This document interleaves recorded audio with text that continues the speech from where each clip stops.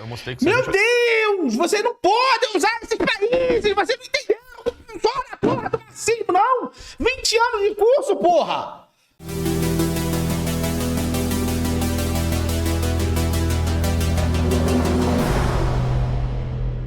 Os ricos estão cada vez mais ricos e os pobres estão cada vez mais pobres. Isso não tem nenhum dado empírico pra se provar. Eu queria viver nesse mundo que você tá falando aí, porque eu desconheço. A gente tem um número cada vez maior de CEOs, de concentração de riqueza, de número de bilionários e um número de pessoas que está na pobreza ou na marginalização, na precarização dos empregos cada vez maior. Mas, Loconte, deixa eu terminar, porque eu acho que é tranquilo você ficar jogando essas provocaçõezinhas no meio, mas dá um Google lá depois que você vai descobrir. Ele votou a redução de 5% do orçamento na Assembleia Legislativa. Isso é mentira. Cara, isso é só mentira. dá um Google aí. Não, isso é mentira.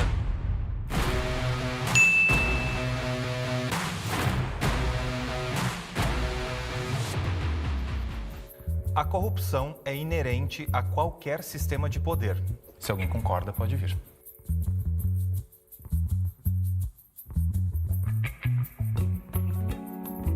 Quando a gente estuda a história da humanidade, a gente percebe que a corrupção ela reside nas instituições de baixa qualidade, né? Em que vários autores vão falar sobre instituições extrativistas. Esse tipo de modelo e organização social faz com que existam incentivos e recompensas para a corrupção. Isso a gente pode ver desde a Suméria antiga até o Brasil do século XXI. Então, o capitalismo ele pode ter algum mecanismo ou outro que incentive isso ou não, mas, de forma geral, a corrupção ela sempre existiu na história da humanidade. Existem alguns métodos, alguns meios, ferramentas desenvolvidas para... Bom, se a corrupção é inerente a qualquer sistema de poder, isso significa que não tem um sistema puro. Se não tem um sistema puro, do que é que efetivamente você estaria se corrompendo, né? A gente sabe aí que Aristóteles, quem quiser assistir o debate de Aristóteles, Denner versus Carlos Alberto, sinta-se à vontade aí. É um debate que a gente fez aqui nesse canal. E nesse debate, cara, fica muito claro ali que nos sistemas que efetivamente são sistemas puros, né, não faria sentido falar nessa estrutura de corrupção, né? Não só Aristóteles, né? Mas praticamente todo teórico afirma isso, né? Existe algo tal qual um sistema que se poderia afirmar a qualquer momento, que se poderia colocar a qualquer momento. E esse sistema, ele é caracterizado pelas características dele mesmo, né? Ele pode ser uma deturpação em relação ao bem comum, ele pode ser corrupto em relação aos seus incentivos, mas ele precisa ter uma natureza própria, né? E funcionar segundo sua própria regra. O que acontece é que você precisa entender ele em relação à corrupção de algo, né? Então, por exemplo, democracia, né? O debate era sobre se a democracia é ou não é uma corrupção da politia. Então, há uma estrutura que você está dizendo, não, é isso aqui, e na verdade a gente tem esse outro sistema que tem outras regras. Só que internamente esse sistema, ele é por si só aquilo que ele foi feito para ser, né? Não tem como o sistema ser distante das suas regras internas. Isso significa que, na prática, tudo aquilo que a gente chama de acidentes desse sistema, na verdade, são essenciais do sistema. Então, eu não consigo enxergar isso. É lógico que eles estão usando a palavra corrupção de uma forma vazia, né? Estão usando corrupção até alguém que se vende. Só que esquece que a descrição teórica do sistema, ela não é o sistema por si só, né? O sistema de poder por si só. O poder é exercido de uma forma diversa da teoria, né? E aí deve haver uma teoria que, de fato, abarca o que o sistema realmente é, as suas, entre aspas, corrupções, entendidas como parte integrante do sistema. Que determinados problemas ou determinados abusos de poder aconteçam, como, por exemplo, a divisão dos 3 poderes, eleições em períodos periódicos e também através de transparência e menos burocracia dos sistemas, que é o que ocorre em um sistema de democracia liberal e em um sistema capitalista. Ao contrário de sistemas que são mais autoritários, com concentração de poder, que aumentam a burocracia e reduzem a transparência e também, através da não existência de eleições, diminuem e reduzem o poder da população pelo fato de que não há como barganhar e convencer as pessoas a respeito dos seus direitos. Simplesmente aquele poder que já está instalado impossibilita que as pessoas possam exigir e negociar os seus direitos com os poderosos. Eu me chamo Glenda, sou dona do canal Espectro Cinza, sou criadora do conceito Feminismo Conciliacionista de Gênero e também me considero uma feminista liberal clássica economicamente, principalmente porque eu me baseio em evidências, dados e resultados a partir de projetos que já foram testados e comprovados como melhores e superiores que outros projetos empiricamente. Acredito. Glenda, eu acho ridícula essa parada do testar empiricamente algo na ciência social, velho. Simplesmente não faz nenhum sentido, Glenda. Você não testa algo empiricamente se você não replica aquelas mesmas circunstâncias. Não é um teste empírico. Você quer dizer que aconteceu antes, então eu estou querendo fazer isso de novo. Mas você não sabe se as condições são as mesmas, você não sabe quais eram as condições antes, e muito menos replicá-las efetivamente para que elas se repitam da mesma forma, né? A sociedade não cabe em um tubo de ensaio. Acredito que numa democracia liberal, num país capitalista, você cria anticorpos para isso. Você pode ter instituições fortes, eleições livres, de oposição, de livre imprensa, que você pode diminuir e fazer com que sejam anticorpos perante a corrupção, diferente de um sistema comunista, socialista, onde o Estado é dono de tudo. E se o Estado é dono de tudo, quem fiscaliza o Estado? Meu nome é Renato Batista, tenho 30 anos, sou formado em Relações Internacionais, sou cientista político e líder do Movimento Brasil Livre. Bom, eu opto pelo capitalismo porque é o regime que deu certo, que diminuiu a pobreza ao redor do mundo e que trouxe mais qualidade de vida para as pessoas e repudia o comunismo pela sua natureza autoritária, pela sua natureza revolucionária e que não preza pelos dados e evidências que a gente pode ver. Tá bom, MBL, tá bom. Já entendi, dados e evidências. Hoje. Os que discordam podem vir. O capitalismo ele se baseia, ele tem como sua essência o roubo do trabalho alheio. Essa questão ela é fundamental, porque desde o ponto de vista da questão da formação do capitalismo, ele também aconteceu a partir da expropriação, da escravização de povos inteiros, né? Da expoliação de comunidades e de povos inteiros, desde a colonização, quando tem a base para a construção e a base material para a formação, que financia o capitalismo em nível mundial. Ele é um sistema que ele se baseia essencialmente numa relação de propriedade privada, onde a maioria da classe trabalhadora não tem nada, é obrigada a vender a sua força de trabalho para os donos dos meios de produção, que vão ficar com o excedente, né? Paga um salário, mas fica com toda a parte excedente que não retorna para o trabalhador na forma do pagamento do seu salário.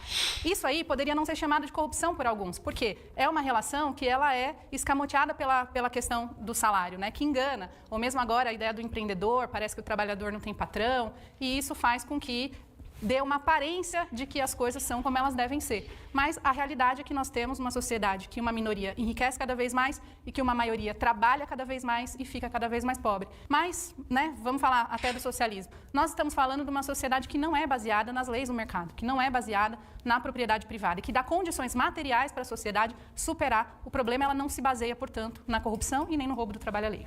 Eu sou a Flávia, sou professora, tenho 40 anos e sou comunista socialista porque o capitalismo já mostrou que fracassou.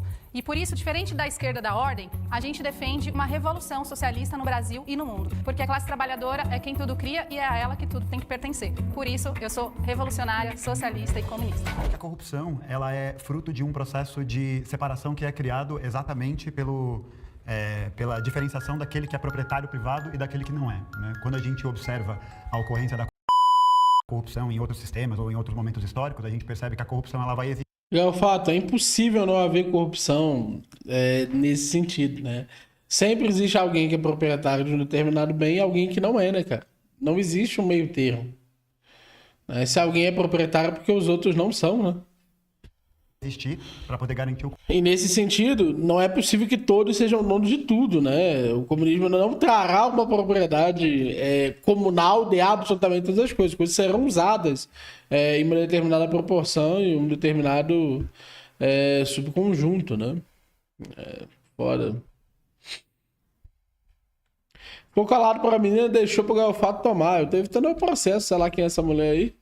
cumprimento de interesses de determinadas classes sociais. Por isso que a corrupção ela é inerentemente ligada à propriedade privada. Ela é inerentemente ligada a esse controle que determinados grupos vão ter de alguns recursos. A gente pode analisar exemplos até no processo de formação histórica do capitalismo, quando a gente olha para a Companhia das Índias Orientais, que era a companhia que vai fazer o processo de colonização da Inglaterra, e que você tem isso amplamente documentado, fartamente colocado, que a companhia realizava subornos para reis, para nobres, que garantiriam que essas votações pudessem favorecer essa companhia. Assim como a gente observa... Isso para gastar onde, Galfato?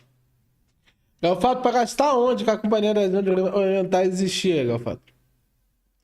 Galfato, para gastar aonde? Eles enriqueceram vendendo seus bens. Para gastar aonde, Galfato?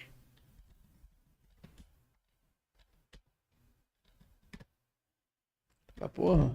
Cadê? Caralho, não preciso das passas nessa porra. Congresso Nacional, nas Assembleias Legislativas, nas câmaras municipais, o quanto o processo de lobby que acontece para Ô, pessoal, tem só 23 likes. Dá like aí. Mete o like aí, por favor. poder beneficiar Pelo menos 120 likes. determinados grupos. E aí, por mais que haja um incentivo nesse argumento, por exemplo, de a constituição de uma instituição sólida que possa impedir que isso aconteça, a gente observa na prática, na materialidade, que isso não acontece, né? Tanto que se esse tipo de ocorrência fosse verdadeiro, se ela fosse concreta, a gente veria essas democracias liberais que são modelos, né? Talvez na Europa Ocidental, enfim, Estados Unidos ainda vai lá, né? Mas acho que a gente poderia observar que não existiriam essas relações de lobby, não existiriam essas relações de suborno, não existiriam... Por que não? Se o capitalismo não é como eu gostaria que ele fosse, ele está corrompido. Essas relações que expropriam o trabalho, por exemplo, das camadas dos países da periferia do capital. Então, Com a ajuda de quem, Galfato? Com a ajuda de quem esses lobbies acontecem, Galfato? acho que a corrupção ela é um fenômeno que é intrinsecamente ligado a essa separação produzida pela expropriação e pela apropriação da propriedade privada. Galfato, para que alguém seja explorado, para que alguém consiga ser beneficiado pelo lobby, é preciso que um proprietário esteja sendo prejudicado. É preciso que um conjunto de empresas, idôneas, empresas que não estão fazendo isso, estão sendo deixadas de lado. Você precisa estar o quê? Rompendo com a concorrência. E a gente sabe que são essas empresas de onde a riqueza está sendo removida. A gente sabe que são esses proprietários idôneos que correspondem, na verdade, à maior parte do mercado, né? De uma classe sobre a outra. Por isso que a gente só vai conseguir acabar com a corrupção a partir do momento em que a propriedade privada dos meios de produção deixar de existir. O que não significa, por exemplo, dizer que no momento em que um processo socialista começa a acontecer, essa corrupção vai ser eliminada da noite para o dia. Porque todos os processos de subjetivação, de criação, que objetivamente criam as pessoas nesse mundo, acaba tendendo para esse beneficiamento privado, acaba tendendo para essa perspectiva. Então é um processo longo, continuado, que precisa constantemente ser desconstruído e ser superado. Meu nome é Gustavo Galfato, tenho Se ele precisa ser constantemente superado, então é inerente ao sistema, né? 31 anos, sou historiador, professor e comunicador popular. Eu sou comunista porque eu acredito que o comunismo é a maneira de a gente construir uma sociedade longe da exploração do homem pelo homem. Eu não concordo com essa afirmação, porque ela parte da premissa de que o homem é intrinsecamente egoísta e corrupto. Isso, inclusive, é um vasto debate do ponto de vista da filosofia e da política, se o homem é o lobo do homem, o homem é o bom selvagem. E a minha opinião sobre isso é que todas as coisas boas e ruins que existem na sociedade são resultante da forma de organização social. Por exemplo, se existe corrupção, egoísmo, individualismo, ganância, isso tudo é resultante de um modo de organização social em que existe uma classe que domina e que obtém privilégios e vantagens por causa da sua dominação. Ou seja, na utopia socialista nós não teremos egoísmo. Como que é? Egoísmo, individualismo e o que? Ambição? Social em que existe egoísmo, individualismo, ganância, isso aqui, tudo é... O comunismo não vai ter egoísmo, individualismo ou ganância. Resultante de um modo de organização social em que existe uma classe que domina e que obtém privilégios e vantagens por causa da sua dominação. E a corrupção é um dos mecanismos dessa classe dominante seguir obtendo vantagem. Veja, qual que é o principal aparato de dominação de uma classe dominante? É o Estado.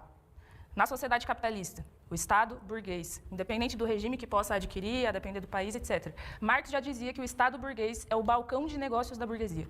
E quando ele fala isso, ele está querendo dizer que a burguesia utiliza esse aparato para obter vantagens, inclusive legalizar roubo e todo tipo de privilégios que pode obter através de leis, etc., para que continue dominando e siga no poder. O comunismo não é uma sociedade que tem uma classe dominante. O comunismo, em teoria, é uma sociedade sem classes, em que as classes foram abolidas. Outro debate que nós podemos fazer é sobre as experiências socialistas. E aí acho que é importante que seja dito que nas experiências socialistas ainda existe Estado. O Estado operário é uma outra classe que está à frente desse aparato, mas significa que ainda é possível que exista corrupção. É claro que nós defendemos mecanismos para evitar que, mesmo no Estado operário, se reproduza a corrupção. E isso foi possível, isso foi construído na história da humanidade da luta da classe trabalhadora. Como, por exemplo, os primeiros anos da União Soviética, em que os trabalhadores de um país muito atrasado tomaram o poder, construíram um Estado seu e conseguiram criar uma série de normativas para regular e gerir a sociedade através dos conselhos chamados de soviets, em que o trabalhador não era exatamente um político da forma como nós entendemos hoje, eram pessoas comuns sendo reguladas comumente e coletivamente pela sociedade, o que evita a corrupção, mas é claro que isso depois se degenerou. Então aqui já digo que falo do ponto de...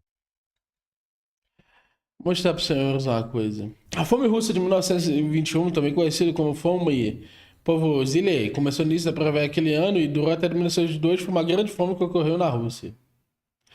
Antes da fome, todos os lados, durante a Guerra Civil Russa, se abasteciam aprendendo alimentos daqueles que os cultivavam, dando aos seus exércitos e simpatizantes e negando aos seus inimigos. O governo bolchevique havia requisitado o cumprimento de campesinato. Em troca, comprometia-se em garantir, mesmo em tempos de guerra, acesso à moradia, transporte, educação e saúde gratuitos, além de outros políticos instaurados após a Revolução de Outubro.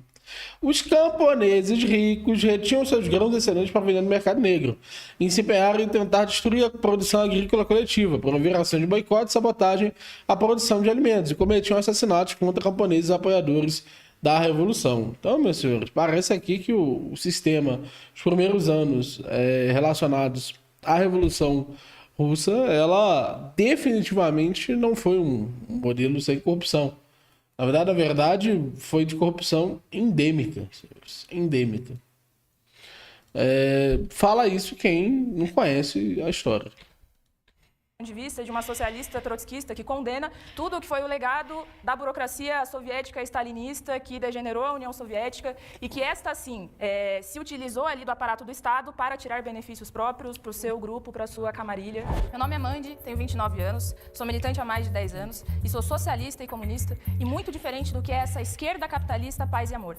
A minha luta é para que a classe trabalhadora tome o poder e acabe com a propriedade privada e que, inclusive, se for necessário, faça isso através dos meios violentos. Nós queremos enfrentar e acabar com toda a desigualdade social, com toda a forma de opressão, com toda a miséria, com todo tipo de catástrofe que piora as condições de vida da classe trabalhadora. Não é justo que apenas 1% da humanidade se aproprie da riqueza que os outros 99% produziram. Nós queremos uma sociedade, um Estado operário, com democracia operária, controlado e organizado pela maioria, pelos 99%. Por isso eu sou socialista e comunista. Primeiro, não acredito que a economia seja um jogo de soma zero, onde... Ô, Fia, não é por nada não, mas eu tenho que duvidar da sua capacidade enquanto revolucionária, braba, né, estando nesse episódio aí. Eu não consigo ver aí você matando uma mosca. Pode ser que eu esteja errado, né? Mas bem, tem que ter uns comunistas para morrer, né? De um país necessariamente vai se enriquecer às custas de outro país se empobrecer. É isso que diz a lógica econômica. E se a gente olhar dos últimos 50 anos, não precisamos nem ir muito atrás para isso, a gente vai ver que a pobreza diminuiu no mundo. A pobreza na China, por exemplo, que tinha 80% das pessoas em extrema pobreza, diminuiu após as reformas da abertura de mercado de Deng Xiaoping.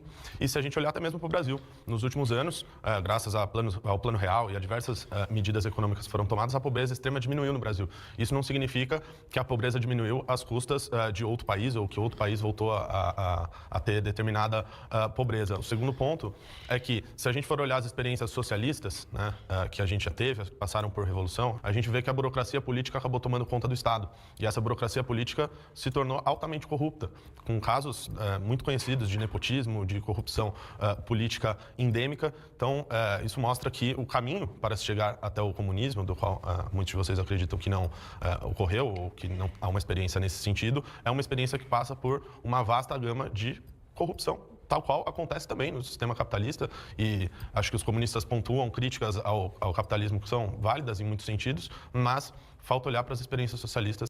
Cara, eu acho ridículo essa parada de, não, o que os comunistas falam até que tá certo, tá?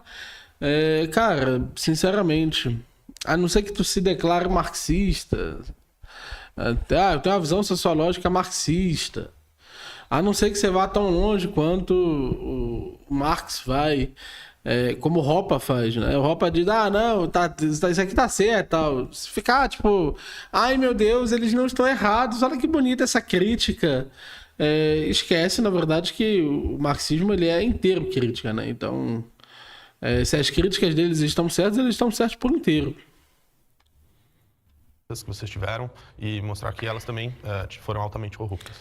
Posso complementar dando mais um pouco de contexto histórico? Então, a gente pode pegar vários exemplos, né? Porque a gente teve mais de 40 experiências socialistas em 4 continentes diferentes e a gente vê que existe uma tendência da concentração de poder na mão de uma classe política e isso reproduz a corrupção e reproduz o autoritarismo. A gente pode falar desde a África com o José dos Santos, por exemplo, que foi o ditador africano marxista. A gente pode falar do Nicolau Ceausescu, que nem muita gente conhece, que é da Romênia, que cometeu gravíssimos casos de corrupção e a própria população matou ele nas revoluções de 89.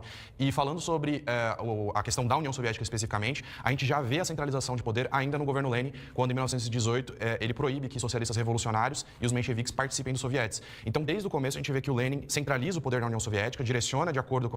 Não, esse não é um bom exemplo, porra, porque o Lenin era o líder da revolução, caralho.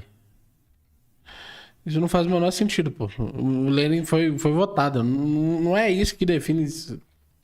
Com as diretrizes do Partido Bolchevique. E o Stalin ele vai agravar esse processo, né? E trazer também os grandes expurgos, né? E o autoritarismo severo. Então, no sentido de corrupção, a gente vê que eles se corrompem no poder. Mas não é porque necessariamente o Lenin era ruim ou o Stalin era ruim. Porque existe todo um aparato, uma estrutura institucional que favorece a corrupção. Algo que não é visto nas democracias do Ocidente, que naturalmente tem vários problemas, mas a gente pode nivelar, né, os níveis de corrupção. Então, enquanto vários países onde tem essa concentração de poder, os níveis de corrupção são altíssimos, né? Vários casos de nepotismo, concentração de renda. Nesses países, a gente vê, por exemplo, coeficiente de Gini menor, a gente vê mais participação dos cidadãos em políticas públicas, em plebiscitos. Então, eu vejo que o problema, eu acho que o capitalismo sim tem corrupção, eu vejo que o marxismo tentou mudar esse modelo, mas o erro fatal reside no problema de concentrar poder. Nesse sentido, eu acho que até os anarquistas têm uma perspectiva mais interessante, né, que é de descentralizar. O que a gente vê que os marxistas e os bolcheviques fizeram foi concentrar esse poder, o que propiciou a corrupção. Meu nome é Loconte, eu sou economista e analista político, tenho 25 anos. Na verdade, não é que eu escolhi o capitalismo, mas eu sou contra o socialismo. E dentre as medidas marxistas, eu prefiro ficar com uma postura pragmática, que vai visar a busca pelos resultados econômicos e sociais, em vez de ficar preso em dogmas específicos. Eu queria retomar um pouco a questão que o Renato colocou sobre esse tema de um país não enriquecer enquanto o outro empobrece, né? E foi exatamente isso que aconteceu com a história da América Latina. Então, o Eduardo Galeano, naquele livro, né, das Veias Abertas da América Latina, ele retoma uma anedota bem interessante que era bem conhecida na região que veio a se tornar a Bolívia, né? Que fala, olha, com a prata que foi recolhida ali, que foi roubada ali, daria para construir uma ponte da América até a Europa. E com os ossos dos Fia, deixa eu te falar uma coisa, Fia. Você sabia que essa prata já tava lá, velho?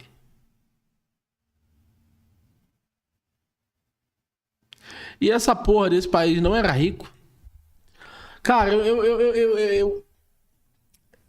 Cara, eu odeio o colonialismo. De forma geral, eu odeio o colonialismo. Você não vai me ver defendendo o colonialismo.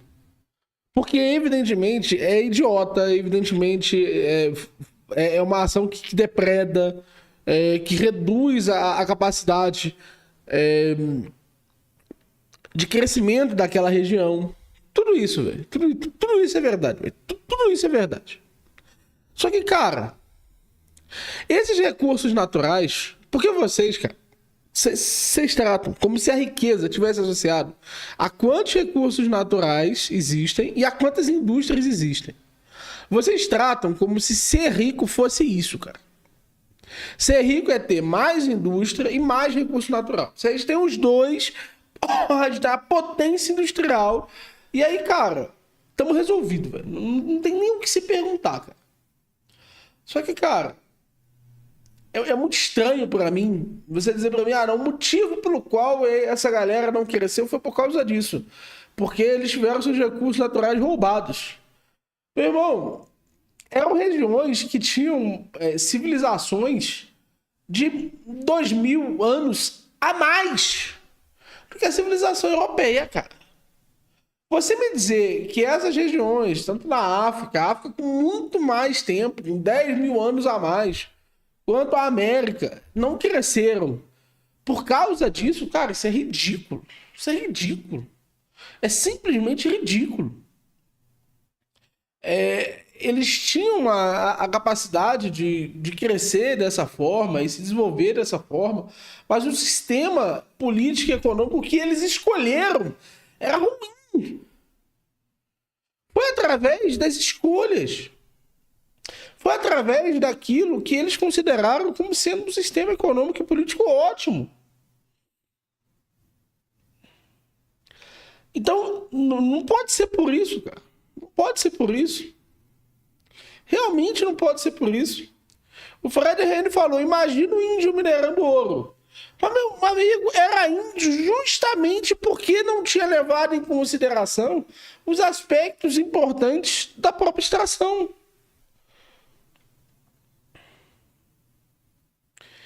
O que acontece, cara, a forma como se trata isso, não dá para minerar ouro com ferramentas de madeira. Então, meu querido, é só não ter ferramenta de madeira, pedra lascada, carai. Pedra lascada aí, 20 mil anos, cara. 30 mil anos de pedra lascada. Meus amigos, aqui, ó. Vou mostrar para vocês. Aqui, ó. Pré-história. Primeiros seres humanos, 4 milhões de anos atrás. Paleolítico. Primeiro instrumento, 2,5 milhões de anos atrás. 2,5 milhões de anos atrás. Primeiro instrumento de caça feito em madeira, osso ou pedra lascada. 10 mil anos atrás. Surgimento da agricultura e a domesticação de animais. Inclusive aqui no Paleolítico. Divisões do Paleolítico. Instrumentos de marfim, ossos, madeira e pedra. Machado, arco e flecha, lançador de dados, anzol, linha e desenvolvimento da pintura e da escultura. Então você tinha aqui instrumento de pedra no Paleolítico Superior, meus amigos. Você tinha já o quê? A capacidade de utilizar o quê? Instrumentos de pedra. Para você conseguir obter esses recursos. E aí você começa a ter, ó, a fixação do nome na ideia da pedra polida, garantida pelo cultivo da terra e pela manutenção de manadas, aumento rápido da população, capacidade conseguiu produzir o fogo através de atrito e deu início ao trabalho com metais. Cara, aí você pega aqui, Incas, civilização Inca. Vamos ver quando que eles começam, senhores. Eles começam em 300 depois de Cristo. Não, eles foram precedidos por esses dois impérios.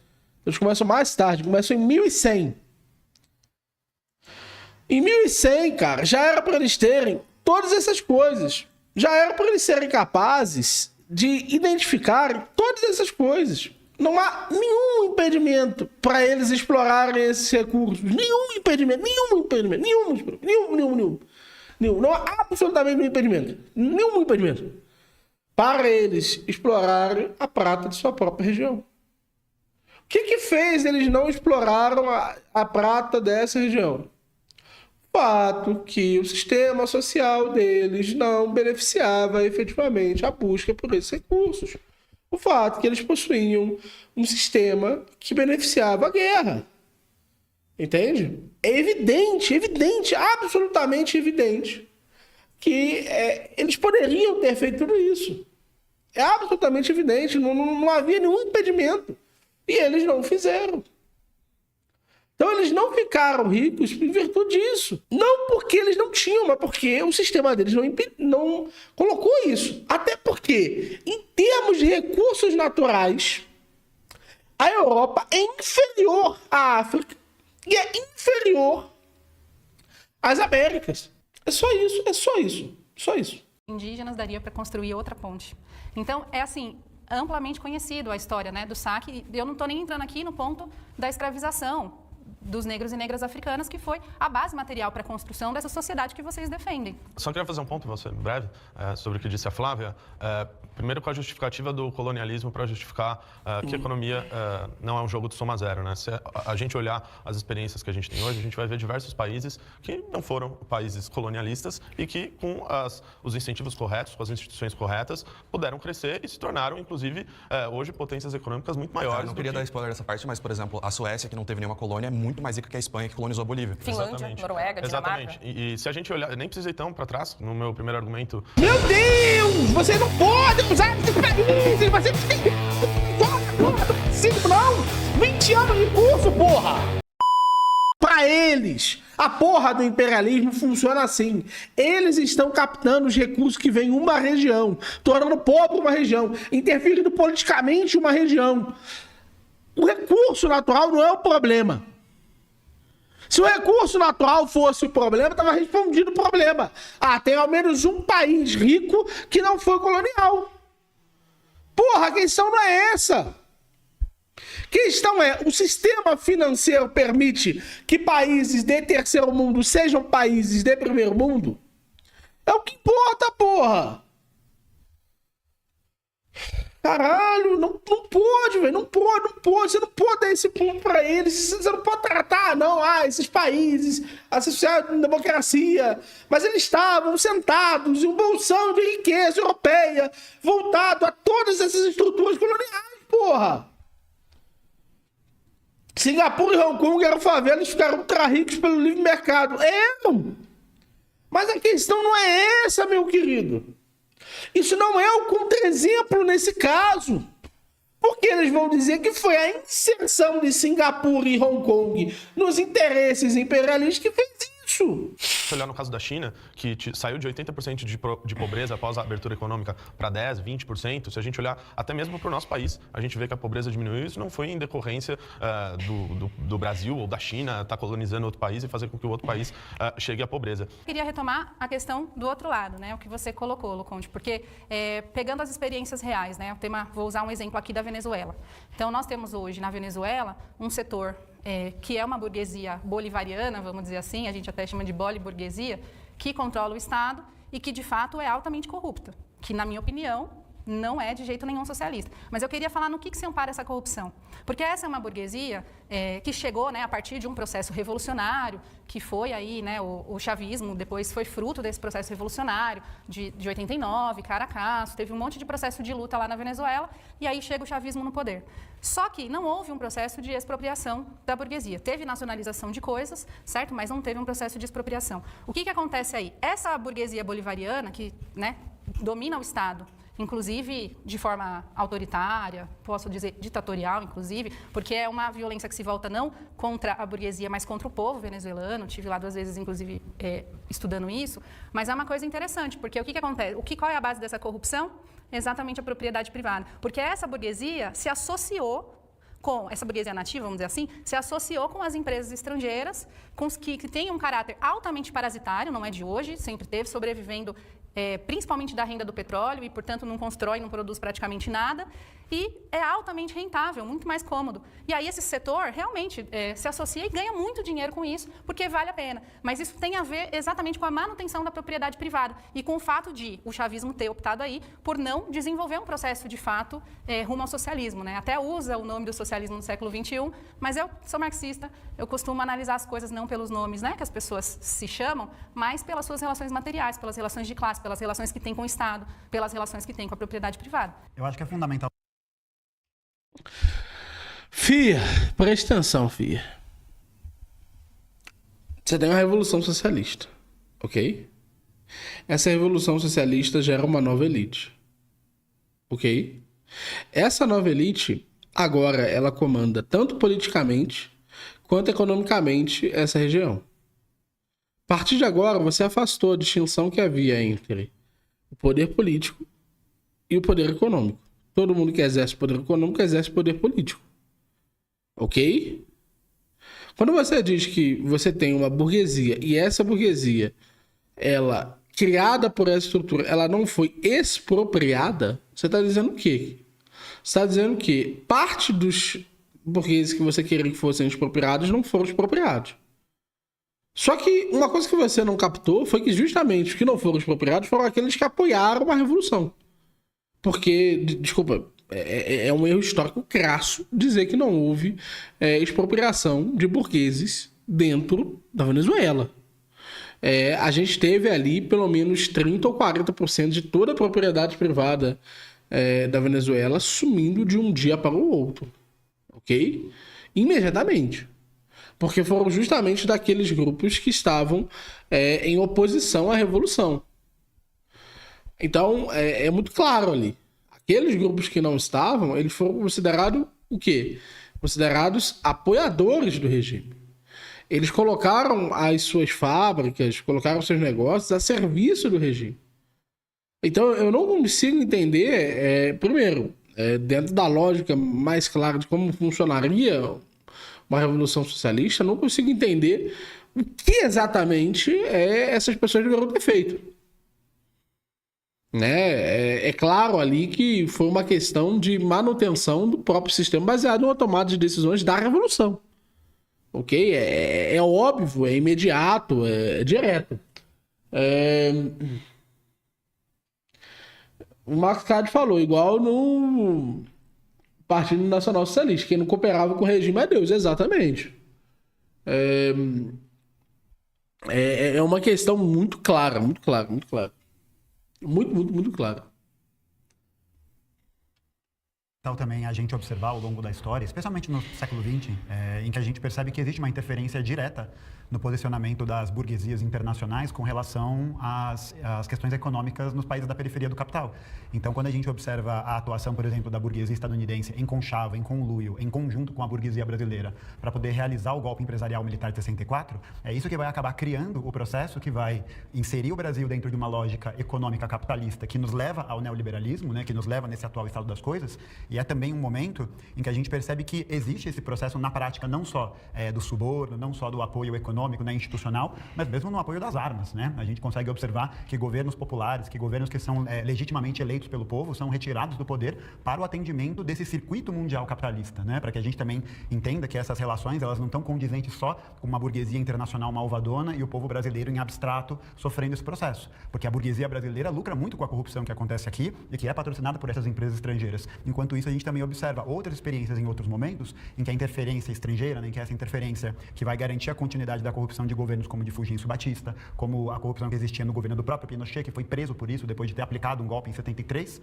contra o Chile, vai ser preso lá nos anos 2000. A gente tem os inúmeros casos de corrupção que existem na ditadura empresarial militar e a gente tem muitos outros casos por aí. É importante a gente ver e discutir a partir do processo histórico e não a partir dos nomes das nomenclaturas que são dadas, porque se eu tivesse algum outro nome que me definisse de outra maneira, não é isso que necessariamente vai fazer o juízo se isso está certo, se isso está errado, se isso está condizente com aquilo que Marx, Engels e Lenin estavam elaborando nos seus períodos. E eu concordo que, por exemplo, a partir dos anos 60, você tem um processo cada vez mais intensificado de corrupção dentro da União Soviética e é fruto justamente de um processo de abandono de uma perspectiva revolucionária que vai tentar equiparar o socialismo e o capitalismo a partir de uma disputa de estado de bem-estar social, que vai levar, nos anos 70 e nos anos 80, a formação dos feudos políticos nas antigas repúblicas socialistas soviéticas, que vão acabar elevando certas... Cara, é sempre essa tentativa, velho.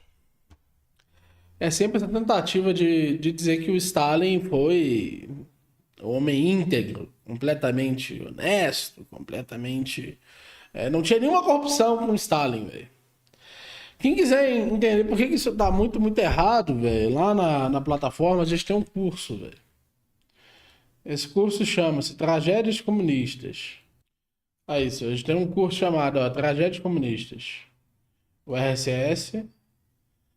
Lenin, Stalin. E a gente tem um sobre China, do Mao Tse Tung. Ok? Então, quem quiser entender por que não se segue isso aí, que o Stalin, desde já, definitivamente foi uma pessoa corrupta, tem aí a indicação clara e imediata no curso. Valeu?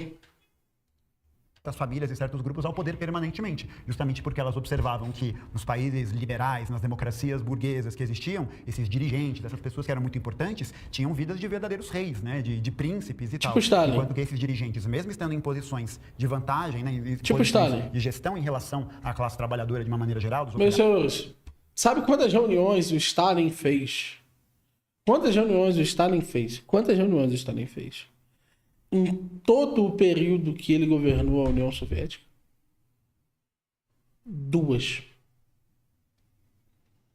Stalin fez 2 reuniões. É só isso que você precisa saber sobre Stalin. 2. e tal. Todos os outros foram, lógico, conversas individuais com determinados grupos, dirigentes. Mas reuniões gerais com todos os assessores do governo, 30 anos, literalmente 2 momentos. Tinham um modo de vida muito modestos, né? Se a gente fizer mesmo esse comparativo. Não é à toa que o próprio Gorbachev, né, quando assume ali a gestão da União Soviética a partir dos anos 80, é a consolidação desse processo contra-revolucionário, de um processo de reabilitação das relações capitalistas, de um processo de reabilitação dessas relações com o Ocidente que vai acabar levando a deflagração de tudo isso que a gente pode olhar hoje para o estado das antigas repúblicas socialistas soviéticas num comparativo de antes e depois. Então, a Rússia, nos anos 90, de 91 até 2001, teve uma queda na expectativa de vida de 10 anos, num período de 10 anos. O cara que era dirigente, agora me fugiu o nome, mas o cara que era dirigente do Partido Comunista no Cazaquistão, ele vai se manter no poder de 91 até, recentemente, até 2021. E os países do Báltico? O que tem os países do Báltico? Qual que foi a relação deles depois do fim da União Soviética? Do quê? Prosperidade econômica, qualidade de vida, porque a gente tem uma relação muito heterogênea, né, durante o fim da União Soviética. Então a gente tem países que caíram muito e países que prosperaram, dependendo das instituições em que eles estão envolvidos. Mas como é que essa prosperidade se manifesta? Expectativa de vida, anos de educação, PIB per capita, qualquer métrica que você pode querer pegar, você vê que esses países do Báltico, né, o pessoal cita muito a Estônia, mas a Lituânia vai muito bem também, eles conseguiram prosperar justamente porque eles souberam se integrar no novo mundo, na nova ordem, digamos assim, não ficaram apegados a ideias anteriores, e também eles conciliaram um estado de bem-estar social com o mercado, né? A Estônia investiu massivamente com dinheiro estatal em investimento tecnológico, integração de universidades com empresas e prosperou bastante, né? Inclusive, tem pesquisas que mostram, quando a gente pergunta para o russo se ele prefere a vida antes ou depois da União Soviética, a maioria dos russos vão falar, a gente prefere antes, durante a União Soviética. Já os estonianos e os ucranianos, por outros motivos também, falam que eles preferem a vida agora. Então, acho que esse processo é muito heterogêneo e não dá para simplificar muito bem como acabou a União Soviética. Mas o que a opinião da população não garante necessariamente a validade... Não garante exatamente a validade do regime político e tal. Ai. Então o que é que garante, velho? Não tô entendendo, não, velho. No marxismo capitalista, um burguês é a mesma coisa, que um dono de um meio de produção é um deles necessariamente depende do tamanho, não. O que importa é exercer poder político. Inclusive, deixa eu fazer uma coisa aqui. Eu tô devendo ler os superchats do Nerd Leituras que ele mandou ontem. Ele mandou vários superchats. E eu não consegui responder, então deixa eu... O Barnett tinha falado, eu contei na imagem, tem 5 socialistas, Loconte e Espectro são sociais-democratas broxas. A moda Noruega é terceiro mundista. É verdade, social-democracia é um tipo de socialismo. O Né Leitor falou, lê os superchats acumulados, meu amigo, dá uma olhada no debate entre comunistas no espectro. Eu não tenho amigos nem homens nem mulheres, mas eu tenho força pra esfaquear todo mundo. O que eu faço? Cara, casa, de boa, não tem nenhum problema aí. Todos lidos aí. Vou dar pleno nessa porra. Mas eu acho que tem países que houve restauração capitalista e que conseguiram prosperar em algum sentido, baseados nas conquistas do próprio Estado operário e da socialização da economia, da planificação da economia. Então, não necessariamente pelo fato de um Estado ter tido a restauração capitalista, isso quer dizer que tudo de bom que veio antes se perdeu, ou porque tudo de ruim que veio depois está relacionado a isso. Mas deixa eu te falar uma coisa, Loconte. Eu até aceitaria o seu argumento se você criticasse a corrupção da União Soviética e dissesse que essa corrupção é pior do que a corrupção do capitalismo. Agora, você dizer que as democracias liberais não têm corrupção, isso para mim é um absurdo. Em nenhum momento a gente disse isso. Não, você deu a entender sim Não, que eu falei tem que tem países... escalas de corrupção e índices auferidos às democracias. Pô, desculpa. Mas essa mulher é burra com força, velho. Ele tá sentado no lado que diz que a corrupção é inerente a qualquer sistema de poder. Cifu mandou R$50. Duas socialistas de direita e um suposto pragmático contra 3 comunistas. Porque comunista fala de materialidade como se eles conseguissem ver moléculas de capitalismo em um microscópio. O próprio Marx fala de trabalho cristalizado nas mercadorias. Sim. É foda. Se futa lúcido. Do Ocidente obrigado, têm índices Benito. melhores do que as repúblicas socialistas, ex-socialistas. Tudo bem, mas veja só, a democracia, ela não é democrática de verdade. Nós estamos falando aqui de um processo de corrupção que existe para que a classe dominante obtenha vantagem perante a população trabalhadora. E isso pode se dar de forma escamoteada, como disse a Flávia, ou isso pode se dar de forma aberta e perceptível, etc. Eu tenho certeza que tem uma série de mecanismos regulados aí pelas leis. Eu vou até responder a pergunta, né? Por que eles falam como se eles pudessem ver as moléculas, né? Eles falam como se eles pudessem ver as moléculas porque no passado, né, a gente tinha uma teoria do ponto de vista lá do dialética da natureza, Engels, em que ele afirmava literalmente a passagem de certas coisas como sendo a característica sobre a qual a dialética se afirmaria. Então, por exemplo, aqui, ele fala do calor, da perda e tal. Aí ele vai falar aqui, ó. Como consequência do movimento molecular, adquire plena liberdade a mudança da forma do movimento. Enquanto o movimento da massa nos limites da mecânica só pode assumir reduzidas formas, encontramos nesse caso uma vivacidade muito maior no que se refere à mudança de formas. O calor, por meio da pilha termoelétrica, se converte em eletricidade. Em determinado grau de radiação identifica com a luz e pode gerar movimento mecânico. A eletricidade e o magnetismo constituem par fraterno, tal como o calor e a luz convertem-se não somente entre si, mas também em calor, em luz e movimento mecânico. E tudo isso se passa segundo relações quantitativas tão precisas que podemos representar uma dada quantidade de cada um, em qualquer outra, em quilogrâmetros, em unidade de calor, em volts, e de igual modo reduzir cada uma das medidas em qualquer das outras. Então, ele tenta dizer que nós passamos dessa quantidade para uma certa qualidade, né? O calor teria essa estrutura. E, para ele, essa fórmula seria principalmente aqui o trabalho, né? Que é onde isso é feito socialmente, entendeu? Então, para eles, é por isso que eles acreditam estarem diante de uma visão de realidade científica. Só que hoje a gente sabe que é a completa baboseira. Tudo que o Engels falou no Dialética da Natureza é a completa baboseira. Nada tá nem próximo, em nenhuma instância, do que é a verdade sobre esses fatos. Então, é simplesmente ridículo que ele continue utilizando isso.